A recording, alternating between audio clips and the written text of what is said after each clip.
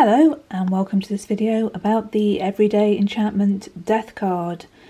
With my videos I usually spend weeks writing notes and trying to find exactly the right words for you and to include every single aspect that I can possibly think of, but I think it's good just sometimes when the mood takes me to just crack on and do the video, whether it's perfect or not, because I don't want these videos to just be like me lecturing you in a dry fashion, but to actually inject something real and heartfelt into it as well. So they're not going to be absolutely, the best possible version they can be. And if this isn't the best version, I can always make another one, but I'm just going to do this now because the mood is upon me and I really want to. So, death, rebirth. Firstly, I'm going to talk about what the card means, and then I'm going to talk about what it means to me right now, which you might not want to hear, and that's fair enough. You can switch off at that point, but that's what I feel called to do with this card. And it's a card that can strike fear into people. We know that. We all know that as readers or anybody that's familiar with the tarot. We know that this card can strike fear into people when it turns up, especially as it's number 13. But as it's primarily about change, transition, transformation, and endings and beginnings, it relates to a lot more in our lives than just a potential physical demise. The main thing that I've tried to communicate in this card and in my Wild Spirit version, and here we've got the revamped Wild Spirit version that I made a video about, the thing that I've tried to communicate with those is the cyclical, the cycles of life, the cyclical nature, the passing away and the renewal. They're all extremely in the round, they're cyclical. Everything flows round, and ditto in this one too. How much we can get in there, it's about coming through the door, I've gone into that video, you can watch that video, but it's the same in this one. It's all very much in the round, which is where one of the points where it differs greatly from the Rider-Waite. Now, as I've said in other videos, I use the Rider-Waite as my absolute foundation for this deck, and indeed for the first Wild Spirit deck too. But especially for this one, I made sure I referenced it very much and saw any occasion where I could use the imagery and translate it into the Everyday Enchantment version. But with this one, we sort of parted ways, because where this really differs is that I wanted to make this very much a cycle: death, rebirth, endings, beginnings, whereas this one I see very much as a procession in a straight line. It's not very cyclical at all. It's just kind of going that way, which I didn't want in mine at all. And it's also the Rider-Waite. Now, this is not a criticism, as I've said before. I'm not criticising. I'm just showing where I diverge from it. The symbolism in this is very arcane. It's very impenetrable for anybody that's a newcomer or hasn't got many years of experience of interpreting the cards. It's a very deep image, and it's obviously incredibly rich in symbolism, but it's not everyday, is it? It's not something that I could have really translated, and it's something that I wanted to get away from. That, what is going on here? I wanted it to be very obvious what was going on, not so obvious that it's ridiculously, there's no depth to it. Of course there's depth to this, there has to be, but this is almost too deep and too impenetrable, and it had to move away from that because I wanted it to be much more accessible, much more inclusive, much less exclusive, in the fact that this relies on you having much more esoteric knowledge than my deck does. So I wanted to keep the core meaning, obviously, but I couldn't make many. Well, there are virtually none except for the sun. There are no real parallels that I could draw there. But again, that's not a criticism. That's just that I couldn't do it. I couldn't make those connections with this card. I just couldn't. So what are the key things about this card? As I've said, it's very cyclical. It contains, as with the Wild Spirit version, it has youth and age. It has the woman communicating with who could be her granddaughter or great-granddaughter, and I, in the book, have explained that, or she's actually telling you the story, that she's actually communicating to the little girl that her time is coming to leave this realm of existence. And I wanted to communicate in that exchange, I wanted to communicate something really tender and reassuring and gentle and honest. You know, she's not shying away from talking to her granddaughter or great-granddaughter about this. It's important. There's no euphemisms as such. You know, she wants to really explain it to her in a way that is direct and honest, but also that the child can understand without disturbing her. So it's not being hidden. Death isn't being hidden here. She's trusting that the little girl will understand the process at a deep level. She'll remember it because she's only just come from that world herself, if that's what you believe. I'm not being prescriptive. If that's what you believe, she's just come from the other world and been incarnated. So she will remember that process. And the grandmother is looking her directly in the eyes and, you know, communicating with her on that deep soul level of that remembering. And the older lady draws parallels between the trees in winter shedding their leaves, got bare trees in the background, and she says about them feeding the land to grow more trees. And she says that nothing in nature truly dies, including her, that we're all a part of that cycle, and there'll always be returns in the fact that the trees shed their leaves, the leaves feed the land grow more trees. There's a continuation. There isn't an ending. It's about endings and beginnings. And we can take this, if we choose, again, not prescriptive, we can take this as alluding to reincarnation, especially with the younger version of the woman. Let's get a bit closer. There is a younger version of the woman in the background who is, we could say she is spirit, because she's not in the same everyday full spectrum colours of them. She is what we could consider to be spiritual colours. She's in very pale. She looks different anyway, so we could take her that she's not actually in the physical realm if we so choose to. So she's sort of saying, this is how I was, this is how I will be again, if we're going down the reincarnation route. But we don't have to take it on that level, of course. We can perhaps believe that we are energy and that energy can't be destroyed, only transmuted or transformed. That is something that is inherent in quantum physics. Energy has to carry on. Or we can take it that we are just matter, and as with the trees, our physical form will break down and become food for something else, allowing for the growth and the resurgence cycle. It's left open to you, to us, to decide. I'm not telling you what you should think about this card or what your particular perspective is. You can take it on all those levels. I worked very hard to make that possible. I hope I have. Where am I? Yeah, so it's left open.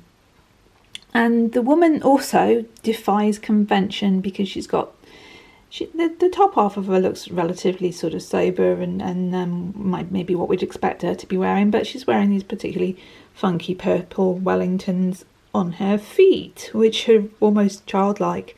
And we'd say that that's because she's encouraging us to remain individual, to have our own free thoughts, to perceive it in our own way, and also to not be a stereotype in that way. But they also match the little girl's Wellingtons, and here's something that I didn't mention in the book, because as I've said before, the book had a tight word count, and so I couldn't mention everything. But the Wellingtons matching could also show us that the little girl is really the old lady as she used to be, or the little girl as she will be. And so all three of the human characters in this card are the same person.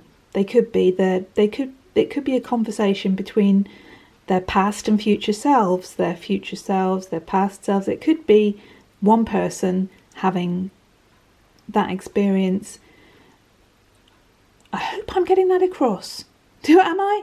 Yeah, so the little girl might not be separate to the old woman. She might be talking to herself. She might be, the thing where you say, what would you say to your younger self if you could go back in time? What wisdom would you give to your youthful self? It could be that kind of thing. It's entirely up to you. I'd really like to hear how you interpret it. That would be great. But I'm just, I'm telling you that for my intention was to leave that open for you. So what are the other cues or clues in this card? Well, obviously, it is midwinter, and the solstice being the time, the winter solstice being the time where the sun appears to die and is reborn. So that's important. It's that cyclical death, rebirth, almost in the same instant. The sun dies and is reborn. And the ground is hard. The trees are bare. I hope you can see this. Very difficult to know. I do hope you can, but we're not trying to be perfect, are we? So bear with me. So the ground is hard. The trees are bare. It's at its darkest time. The earth is at its lowest ebb. And yet, here... Now this is slightly taking a liberty because snowdrops don't tend to come up until slightly later in January. But because, you can't actually do everything completely accurately, there's early snowdrops in this card pushing up. There's burgeoning life, even in the midst of the dying back of the old year. And snowdrops, they're particularly, they look pure, fresh, they indicative of new beginnings at the year's ending. And, they're, again, part of the whole story that's being told here. So, yeah, I took a little bit of liberty there putting them in because they wouldn't strictly be in at midwinter, but hey, they have a purpose there, and it wouldn't be too much later when they'd start coming up. And the rotting log, or the log here, that's important too, where they're sitting. They're sitting on a rotting log, which I hope you can see. Yeah, that's important because it reminds us that within that rotting log there is teeming life. We can't see the insects that are in there within that decaying wood, but they're in there transforming that rot into something else. So that there's life in the midst of death is what it's saying. And it also reminds us, that log, that we can think about the dead wood in our own lives that we want to cut back, because that's another aspect of the death card. What is it that we want to relinquish or lose or cut back or prune away in this cycle, which you could equate with death and his scythe, the traditional reaper with his scythe, of cutting away the dead wood in order to expose the new and to move on to a new cycle. It's about relinquishment as well as recreation, and of letting go with love, which is really shown here, I hope. And there are 3 crows, magical number 3 crows. One is clearly a messenger for the old woman, and 2 are flying away like spirits towards the light, which of course is symbolic too. And crows are traditionally harbingers or messengers between the worlds, and they're really important to me because, and you can take this or leave it, but I don't say anything that isn't true and based in my experience, otherwise it would be entirely pointless and self-indulgent. But I'm going to share this with you anyway. Crows are really important to me experientially because when I was 8 years old, my first crow came and sat right outside, virtually where I'm standing now, sat right outside the window and just cawed and cawed and cawed. And I know from being here that crows don't come anywhere near the house generally. They are quite nervy. Even if I put food out for them, they're hopping and flapping about if I look at them so much, and they're very nervous. This crow came right up to the window and cawed, and that was my first experience of a crow messenger. And later that evening, one of my relations died. And crows have come every time somebody close to me has died. The last time it happened was when my mum was in a horrible hospital ward, and I didn't see the crow. I actually heard it within the ward as she was passing away. And I used to be extremely, it happened when I was 8 years old to start with, so I used to be extremely nervous of this process. And think, oh no, crow, what's it come to tell me? And of course, most times they didn't. But when they come particularly close, when I heard them but couldn't see them, for instance, once I heard one in a shop, and I actually said to the shopkeeper, why are you playing a recording of crows? And they just looked at me as if I was completely insane. But I was actually just hearing it psychically, if you will. And later on that evening, somebody else passed away. Anyway, I'm not going to talk about that for much longer, but they have a personal resonance with me, and traditionally as well. It's not just because of me. Traditionally, although I didn't know that when I was a child, they are considered to be otherworldly messengers and very important in many traditions. So the other important thing in this card is that there is actually a human spirit. Should we take her as such? That's up to you. And the only other card that I've done in the Everyday Enchantment deck with a human spirit present is the Five of Cups, where this mourning lady's father is in the background going, hello, I'm still here, I still exist. These are the only two cards, focusing please. The Five of Cups and the Death card are the only two with human spirits. And that again was intentional, because the Death card can appear many times and it will have no correlation to the fact that anybody is going to pass away. But if it does appear with the Five of Cups, perhaps that is more of an indication that this is about a potential loss in our lives. It might be connected to a bereavement rather than a transition or the end of a cycle. So that's why there are two human spirits. But as I've said, that might not be, we could not take this as a spirit if we don't feel like it. It'd just be representative of part of this lady's life cycle, or indeed this little girl's life cycle. They're all connected. It's up to us. I'm not going to say any more about that because it's entirely up to you how you see it. And again, there is an unseen being of a non-human kind hidden in the branches here, quite a discreet one, but they are still there, because there's always a representative of the unseen realms in every card, even if they're really tiny. So here is the personal bit. Would you like to stay or go now? Okay, if you choose to join me for this bit, I shall say that whether we interpret this card as pruning back the dead wood in our lives, or just the end of a cycle and the beginning of a new one, or an actual death, then I'd like to say, please don't fear the Reaper. It's a great song, but don't fear the Reaper. How do we respond to major change and bereavement? Do we feel uncomfortable with it or avoid it? I'd like to ask you, this is from the heart, please don't be afraid of grief, whether it's your own or somebody else's. Don't be embarrassed by it or ashamed of it. You know, when people cry, so, oh, I'm sorry, and nobody says, you know, it's perfectly natural. It's not, you know, people don't want to see other people crying. They shy away from it. You know, it's a very rare person that goes towards that and allows it to happen and doesn't make the other person feel like they've, you know, done some, you know, heinous social gaffe by crying. You know, that wasn't put very well, but I think you get the gist.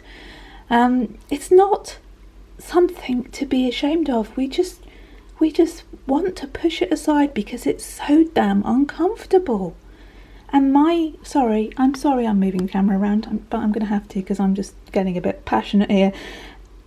Okay, my point is, please go towards bereaved people and don't treat them like lepers or shun them because of your own discomfort. And if you have that discomfort and this card is coming up for you, then that's something that perhaps needs to be looked at. I think we all need to overcome our fear and be with that unease. Well, of course we're going to feel uneasy about it. You know, no matter what our beliefs or what we think about death or what we think about what goes on after death, or whether we believe in reincarnation or whatever we think or don't think, You know, there's an essential unease there because we don't know. We might think we know, but we don't know. We might think we remember, but we're not entirely sure, because that's the nature of this reality. We don't, you know, there's an uncertainty there. No matter how strong our belief, there's still an uncertainty there, and there's still an unease there. And okay, here's the really personal bit, and I'm running out of time, so I'm going to say it really quickly. I lost both of my parents within 9 days of each other last year, and people that should have come towards me disappeared from my life. Lots of people, when they're bereaved, they're very lucky, they're very fortunate, because people come towards them, they support them, they rally round, they give them love. I unfortunately had completely the opposite experience. People went away. They crossed the street to avoid me. If they saw me coming, they put their head down. People who I love disappeared. I think it might have been because it was both my parents, and because I'm on my own. It was almost too much. They just thought, oh, we can't deal with this, so we'll let her go on with it. And that was devastating. It still is devastating. I'm still grieving. It's still devastating. It was almost it wasn't almost, but it was bad to suffer a double loss, and then a loss of people who should have been there. And that's why I'm saying this. And I'm saying it anyway because it's important. You know, please, no matter how, you know, fearful you are or uneasy you are, please don't do that to somebody. Please go towards them, no matter. Put yourself aside, go towards them, and look at your own fear. You know, I'm having to do that too. I'm not preaching. You know, it's all been a learning experience for me. I'm not saying it through bitterness. I'm saying it through pain. That's honest. But, you know, it's taught me something about society and about how we deal with things, and it's not good. You know, I'm sure you could all tell me really good experiences, but, you know, I've heard a lot that are quite similar to mine too, in that people can't deal with this, and I think we need to learn to deal with this, and that's hopefully part of what this card is helping us with. That if that does some good, if that helps with it, then I've done my job, and they know that's all I've managed to do in this life, then that's a good thing, because it's really important. And as I said in the book, in this, the card Death is more about living than dying, and I would say it's about living fearlessly and with a lot of love and a lot of empathy, because sooner or later we're all going to encounter this, and we can't keep running away from it. So that was my very personal video part. Thank you for joining me for this, and I would love to hear your comments. Whatever you want to say, it's fine. Just say something, give me some feedback. And thank you for watching. I'm always incredibly grateful. I'm going to do another video this week. I think I'm on a bit of a roll. And thank you. And thank you for, I don't know. Thank you for being, and look after yourselves. Look after yourselves and all other beings you encounter. And loads of love. Love. Okay? Bye for now.